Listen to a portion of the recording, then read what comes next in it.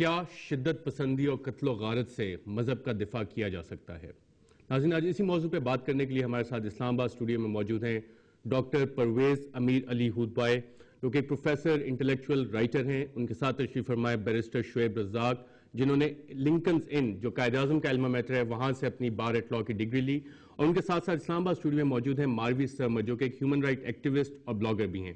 اس کے ساتھ ساتھ لاہور اسٹوڈیو سے ہمیں مولانا طاہر اشرفی، چیئرمین پاکستان علماء کونسل جوائن کر رہے ہیں۔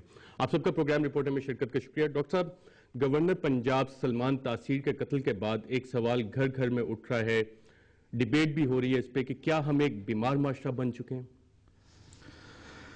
وہ معاشرہ جہاں عبادت گاہوں پر کلاشنکوف رکھنے کی ضرورت ہے ان کو بچانے کے واسطے، جہاں درگاہوں پہ جہاں آپ دیکھیں کہ جنازوں پر حملے ہوتے ہیں، تو یقیناً وہ معاشرہ بیمار ہے، اور یہ بیماری جو ہے ہمیشہ نہیں تھی، رفتہ رفتہ اس کی شدت بڑھتی چلی گئی ہے، اور اب ایسی صورتحال پیدا ہو گئی ہے کہ کوئی جب نماز پڑھنے کے لیے جاتا ہے تو اس کو پتہ نہیں کہ وہ زندہ لوٹے گا کہ نہیں، کہ اس کی لاش وہاں سے اٹھائی جائے گی۔ پھر ہم یہ دیکھتے ہیں کہ اب 18 کروڑ کی آبادی میں آدھے منصف بن گئے ہیں اور ساتھ ساتھ جلاد بھی۔ ابھی حال میں ہم نے یہ واقعہ دیکھا جس میں پولیس کے ایک اہلکار نے گورنر پنجاب کو قتل کیا، اور پھر یہ بھی دیکھا کہ اس کے بعد کتنی خوشیاں منائی گئی ہیں۔ تو یقیناً یہ اس بات کی دلیل ہے کہ آج ہمارا معاشرہ بہت بیمار ہے۔ مولانا طاہر اشرفی صاحب، منصف اور جلاد جب لوگ خود بن جائیں تو کیا وہ ایک بیمار معاشرے کی عکاسی کرتا ہے؟ بسم اللہ الرحمن الرحیم۔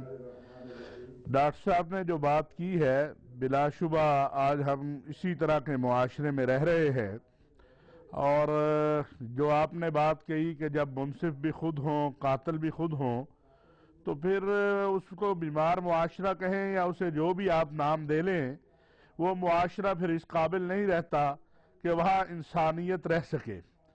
یہ جو سارے معاملات ہوئے ہیں یہ ایک دو دن کے نہیں ہیں ارشد صاحب، یہ ایک داستان ہے جو اس ملک میں گزری ہے اور گزر رہی ہے، اور اب وہ وقت آ گیا ہے کہ جہاں پر یہ نہیں کہ مذہب سے منسلک لوگ جو ہیں ان میں قوت برداشت ختم ہو گئی ہے، بلکہ جو مذہب سے دور ہیں ان میں بھی قوت برداشت ختم ہو گئی ہے۔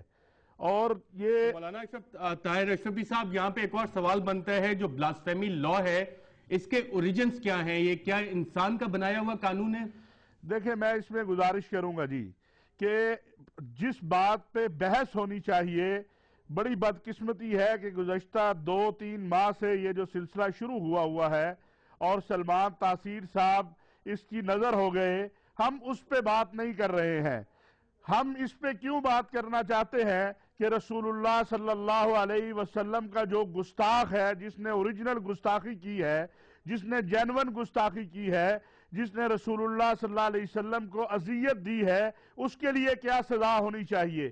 ہم اس پہ کیوں نہیں بات کرتے ہیں کہ اس معاشرے کے اندر گزشتہ جب سے یہ قانون بنا، جو ضیاء الحق کی اسمبلی سے قانون بنایا گیا، اس وقت سے لے کر آج تک جو 4000 کیس ہوئے ہیں، ان میں جن لوگوں نے جھوٹے کیس درج کروائے ہیں، دراصل توہین رسالت کے مرتکب تو وہ ہوئے ہیں، مگر ہماری بدقسمتی یہ ہے کہ ہم ایک نقطے کو پکڑتے ہیں اور دوسرے نقطے کو چھوڑ دیتے ہیں۔ کوئی اس ملک مولانا صاحب، آپ نے بہت امپورٹنٹ پوائنٹ اٹھایا، اس کی طرف آتے ہیں کہ جو 4000 کیس ہوئے ہیں اور ان میں سے جھوٹے کیس ہوئے ہیں، اصل توہین رسالت کے مرتکب وہ لوگ ہوئے، اس کی طرف آتے ہیں۔ ایک بیرسٹر شعیب رزاق سے ہم پوچھ لیتے ہیں، بیرسٹر صاحب، اوریجنز کیا ہیں بلاسٹ پاکستان میں؟ دیکھیں جی، اوریجن تو اس کا سٹارٹ ہوا ہے 1927 سے۔ ایک کیس تھا جس کا نام ہے رنگیلا رسول، بک ایک لکھی گئی تھی، تو اس کے بعد there was a situation of law and order، تو بلیسفیمی لا بنائے گئے کہ کوئی بھی 1927 میں یہ کس کا دور تھا؟ یہ برٹش راج ہے نا، برٹش، یعنی گوروں نے بنایا تھا یہ قانون؟ گوروں نے بنایا، لیکن اس کے پیچھے آپ انٹینشن ضرور چیک کریں، انٹینشن آپ نے ضرور چیک کرنی ہے کہ یہ قانون کیوں بنایا گیا۔ انڈیا میں ہر قسم کے مذہب سے تعلق رکھنے والے لوگ رہ رہے تھے، there was a situation of law and order، تو اس کو پروٹیکٹ کرنے کے لیے to maintain law and order ایک ایسا قانون بنایا گیا کہ کوئی بھی شخص دوسرے کے مذہب کے بارے میں کچھ چیزیں یا کوئی ایسے الفاظ استعمال نہ کر سکے جس سے ان کی دل آزاری ہو. The intention was this to maintain law and order. یہ برٹش راج کی بات ہے. بعد میں کیا ہوا جی, اس کے بعد 1980 تک there was no change, وہی چیز چلتی گئی. 1980 میں انہوں نے ایک قانون ڈالا جس میں اس کی میکسیمم پینلٹی 10 سال ہو گئی. 1982 میں, 1986 میں, 1986 میں انہوں نے لائف امپریزنمنٹ ڈال دی, اور پھر 1991 میں جس میں 295C ہے, جس میں کہا گیا کہ if you have committed outrageous remarks about حضور صلی اللہ علیہ وسلم you are going to be penalized with the death penalty. یہ 1991 کا بات ہے. یہ سارے مین میڈ لاز آپ بات کر رہے ہیں.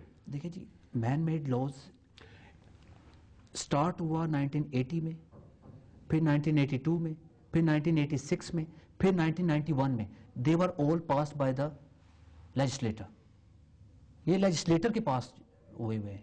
آپ 73 کے آئین کی بات کرتے ہیں کہ 73 کے آئین نے آپ کو یہ رائٹس دیے, یہ رائٹس دیے. یہ بھی قانون اس وقت کی لیجسلیٹو اسمبلی نے پاس کیا ہے یونینیمسلی.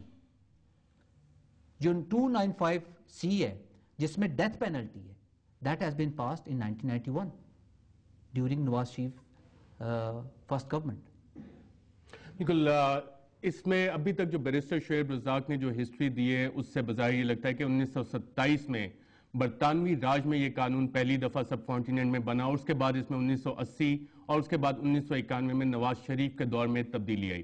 ناظرین, یہاں پہ ہم ایک چھوٹا سا وقفہ لیں گے اور وقفے کے بعد جب واپس آئیں گے تو اپنے موضوع پہ گفتگو جاری رکھیں گے.